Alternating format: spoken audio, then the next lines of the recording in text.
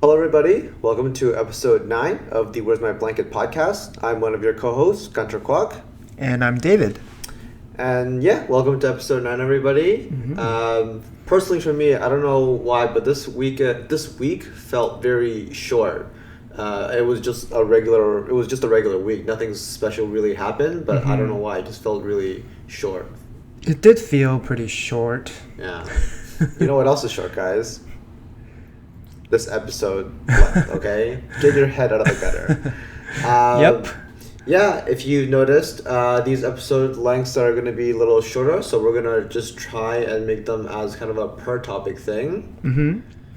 So just a pretty, different segments, I guess. Yeah. I mean, it's easier for you guys to share different topics, right? We can actually name some of our episode titles now. Yeah. And instead of, if you guys find a little bit of a section that we talk about that you might like to want to share with other people, you don't have to share like a full 1 hour and a half video. Go watch a minute 35 to 50. You know what I mean? Yeah. So it's been more accessible.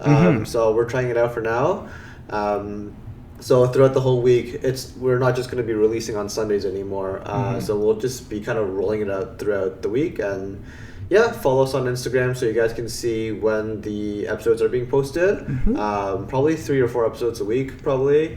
You can also visit, as always, our website, www.where'smyblanketpodcast.com, which will have all our episodes there as well. Yes, and all the social links. Exactly, our socials. Instagram is the best way to engage with us. As always, if you want to have any suggestions for us to talk about, which this episode is also, it was a suggestion by one of our listeners who was also our friends, which we'll get about in a bit.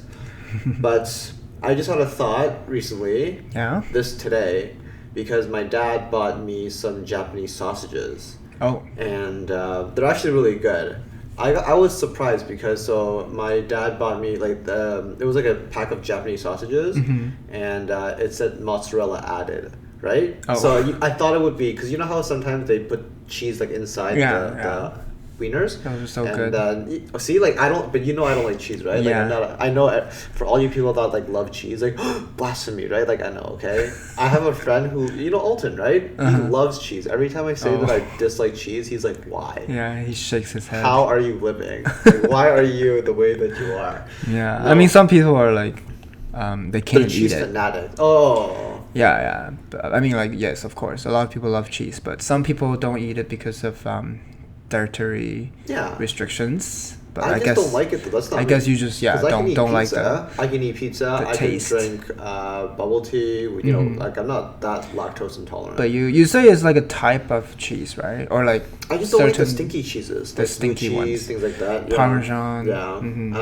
But anyways, going back to why I'm bringing up sausages. So I was eating sausages, and as I was cutting it up, I thought to myself, this would be a good analogy for our episodes, because if you imagine our hour and a half long episodes in the past, it's just one big long sausage, and then now we're cutting it up. It's easier to eat. Exactly, easier to digest. You can dip it into your favorite sauce or something. Yeah, honey garlic, honey barbecue sauce is good. But I guess the only difference would be that if I really wanted to. Never mind. I was going to say, for us, if we want to put the episodes back to an hour and a half, we just record one full session, right? Yeah. But if you cut sausages into pieces, I guess you can just put them back into a grinder and churn out a new one, maybe. After you cut it? Yeah, I mean, it's just scrambled meat, right? The only thing I can think of that's good for sausages to stay as one piece is you can put it in a bun and eat it that way. Yeah, make your own. We haven't done that in a long time. Make your own. Just go to get the Pillsbury Doughboy brand, the croissants, and just I used to have a hot dog maker.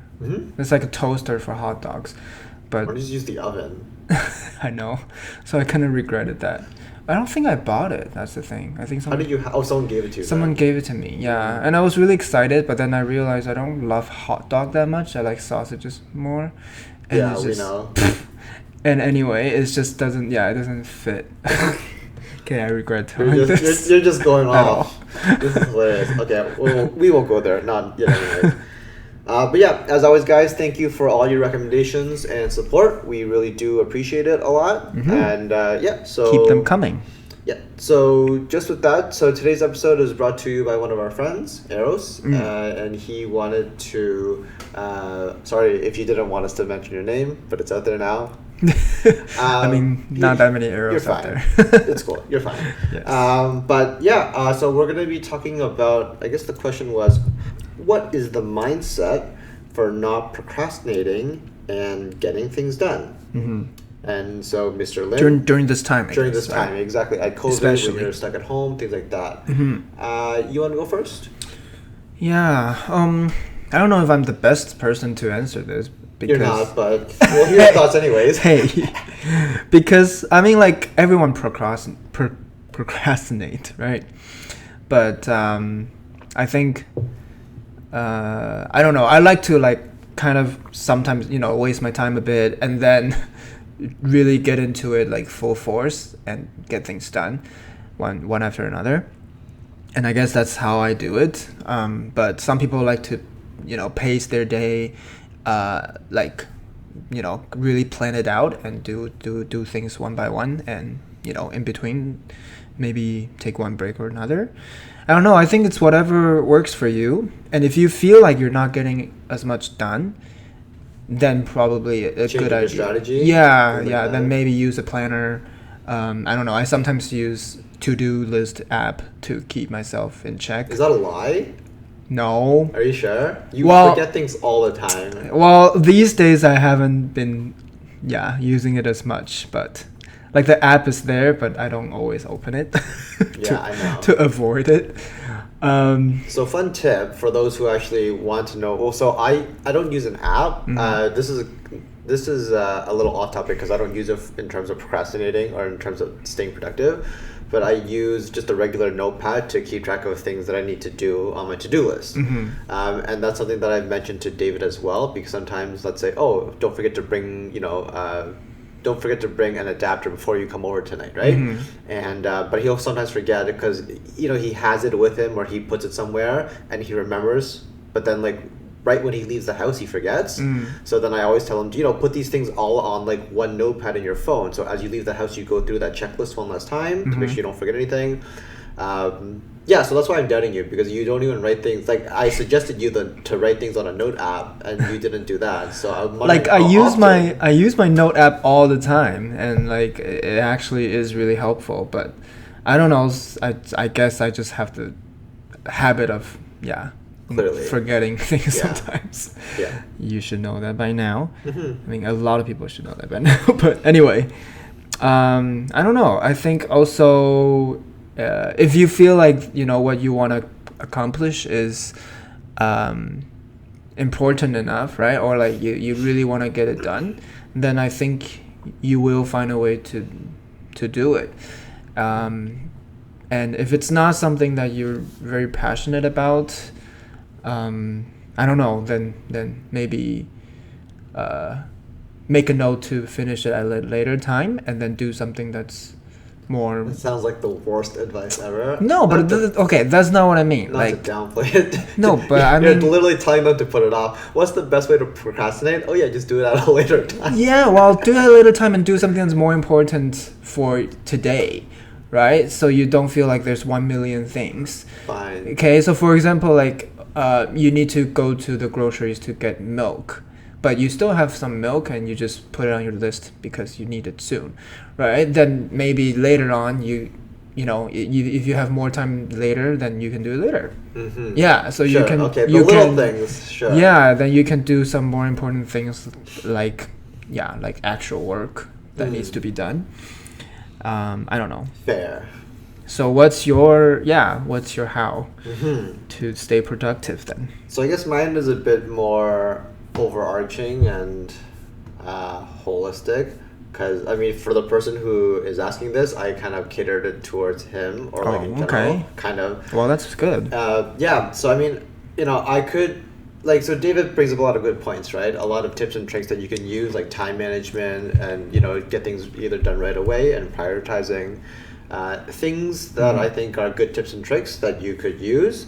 For me, I was thinking of it on like a more on like a just a like a overall level because so I'm just going to define procrastination because I think I know everybody knows what it is, but just for the sake of what I'm going to talk about. Yeah. Right? So procrastination is when you put off a present task even though it could benefit you in the future, right? Like if I don't finish this essay, then maybe I won't graduate, right? Like if I don't suck this dick, then I won't get paid, right? Like, you know, things like that, like procrastinate. Like you put off something in the present, right? Which is fine. And you could use all the tips and tricks that David talked about. Sorry.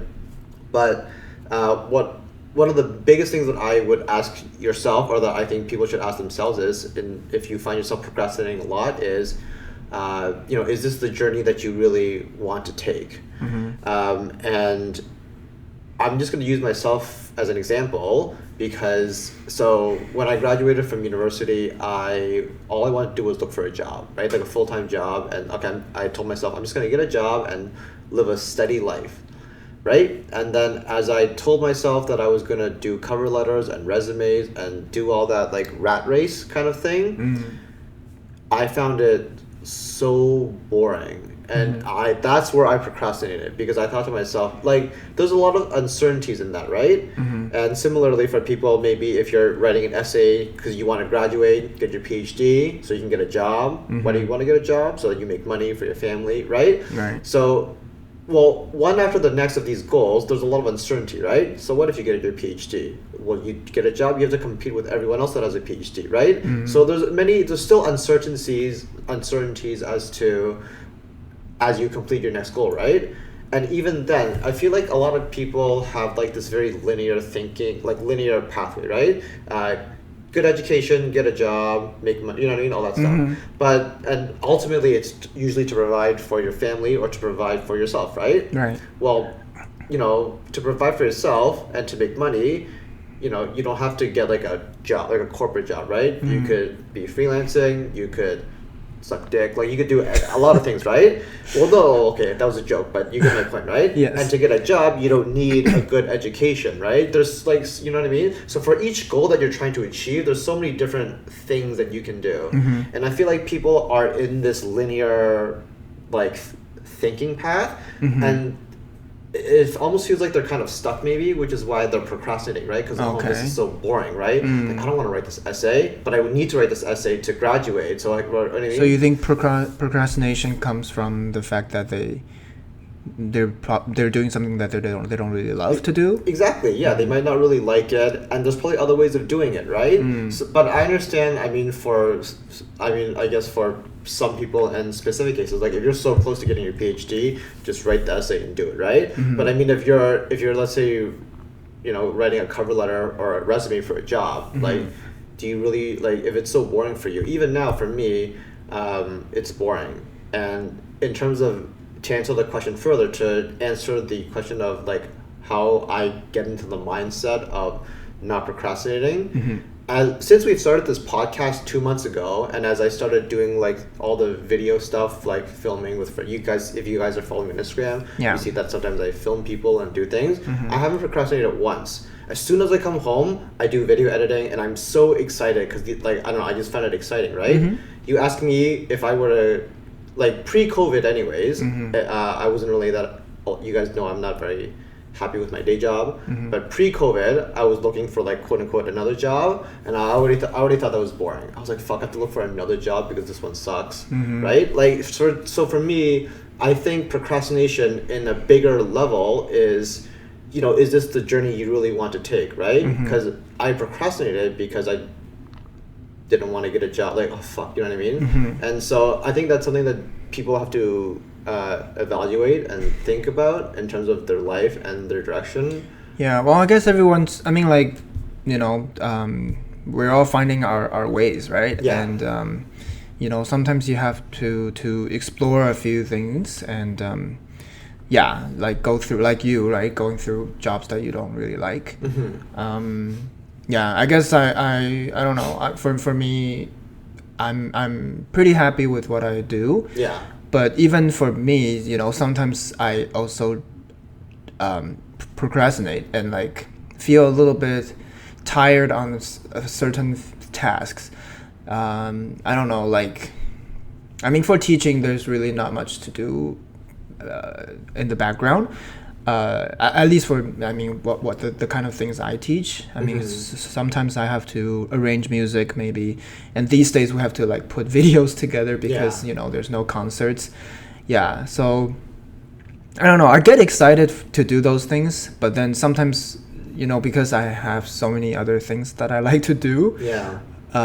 That I think I'm somewhat good at, you know, so I would like put off a few things and try to get the other things done, and then I don't know, it just gets a little bit overwhelming sometimes too. But I don't know. And at the end of the day, I still like to get everything done. But yeah, I like what you said about, you know, just think about what your journey is, and you know, work towards that goal, and maybe you'll find yourself more productive. Right. Well, yeah, just because there's different forms of procrastination, right? Like the easiest example is between you and me, right? So while you have a lot of things to do, like recording and scoring, teaching, whatever, plants, watering, everything, right?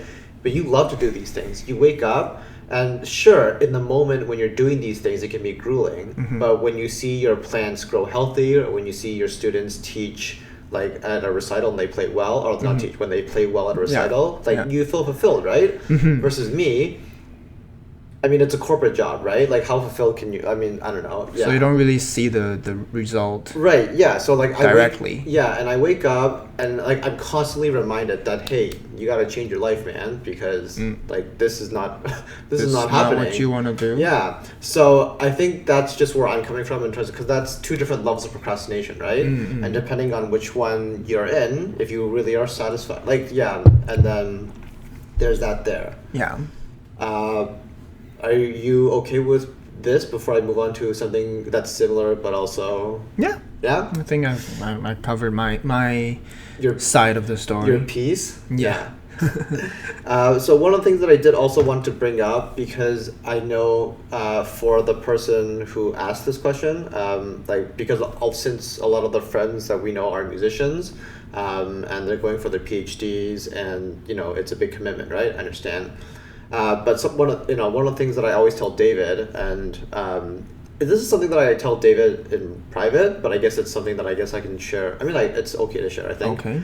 Okay. It's about no, it's nothing bad. But so David, as I talk with you and other musicians, or like your friends, you guys have a lot of musicians that are classically trained have this like theory or like thing where like, oh, why would you do pop music even if it makes more money, even though you're classically trained, right? Like I personally don't understand that musician role thing, because I'm not a musician, which is fine. But and there's so many things about you spend so much time being musically trained that you don't want to go into different avenues, even though it might make you more money, right? Similarly for you, just as a quick, just because you're here and it's an example, despite your violin, you have a beautiful voice, your plant business is booming, right? There's so many other things that you can do to generate income, right? And I feel like a lot of not just musicians, but a lot of people that are specialized, doctors, lawyers, whatever, they have this like sunk cost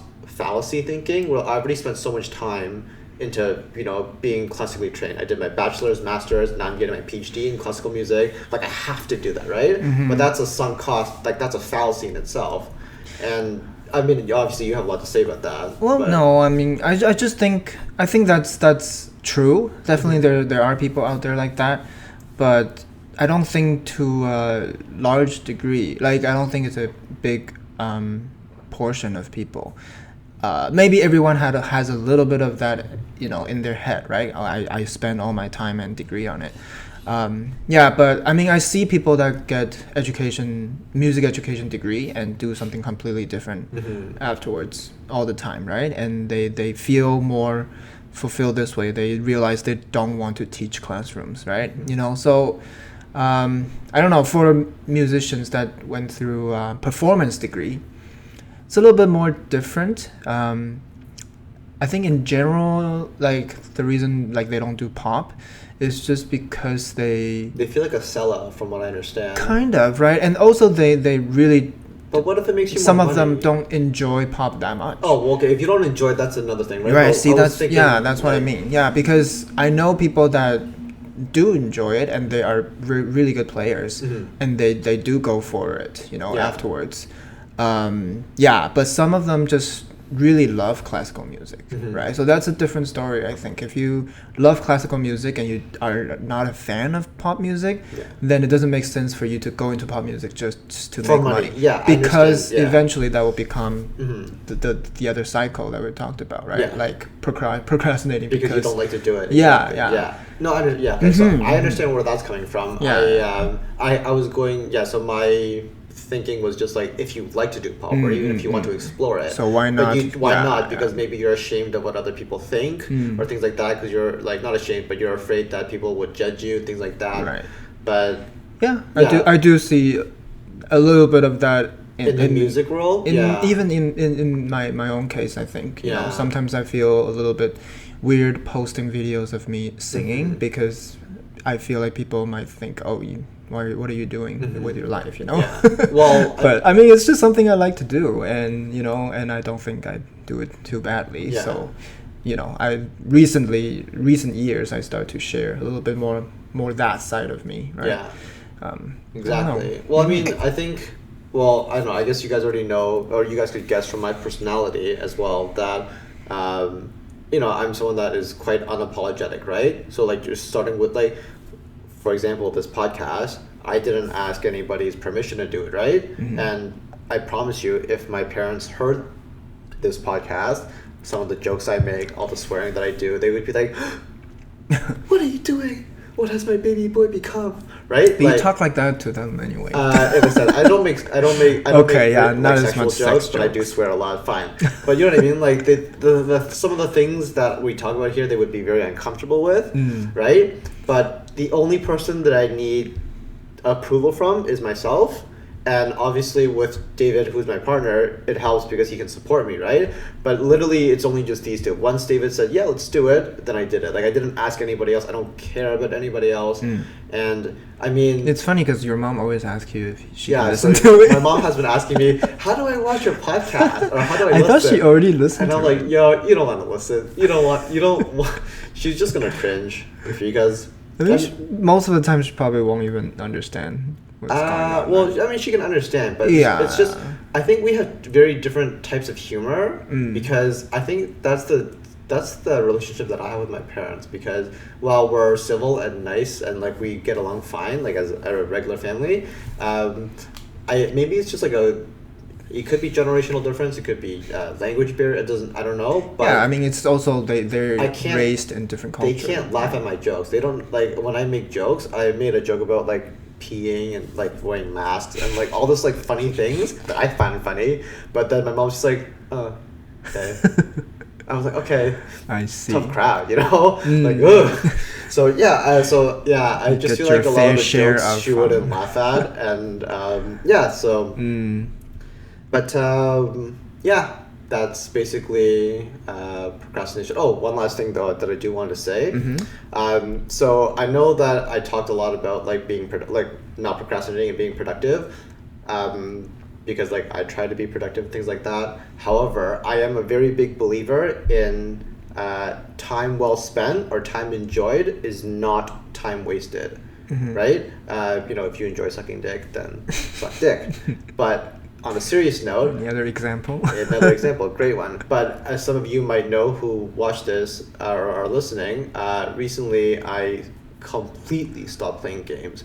I stopped playing Animal Crossing. I stopped playing World of Warcraft, which I was playing for a little bit before with my brother and a friend. But, like, I've just been consumed in this podcast, videography, and things like that because I just cannot enjoy those things anymore. Like, when I sit down and watch shows, I feel very guilty because I could be doing something else that's more productive.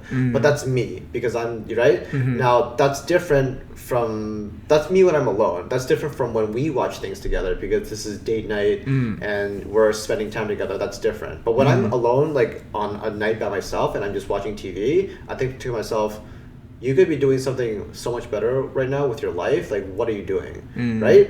And so that makes me not enjoy it. However, if you're watching K-dramas and you love it and you enjoy it, by all means watch it, right? I'm not trying to shame anybody for watching shows or playing no, video I think games. it's just how you. Yeah, I think It's just my mindset. for me, those things are like winding down, right? Like Yeah. I needed to kind of relax my brain. Mhm. Yeah, because I feel like if you're on it all the time, and if I just finish this video and do the next one, like today, Yeah. I can't take it. I'm like drained, right?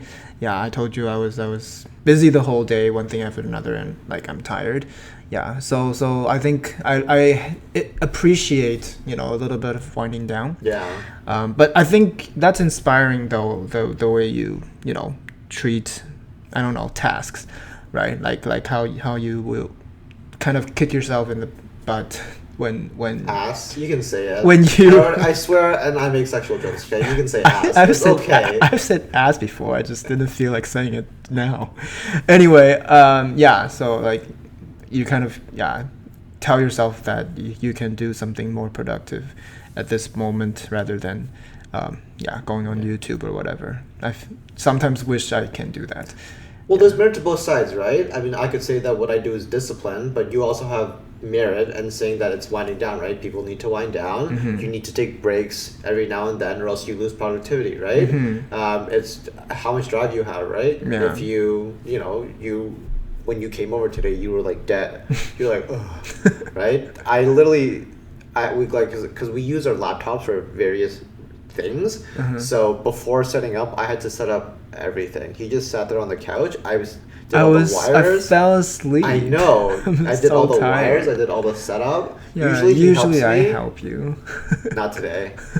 But yeah, that was episode 9. Do you have anything else to add before I close it off? No, yeah, I think we've covered a few different perspectives, and yeah, again, like, would love to hear what you guys think about this topic.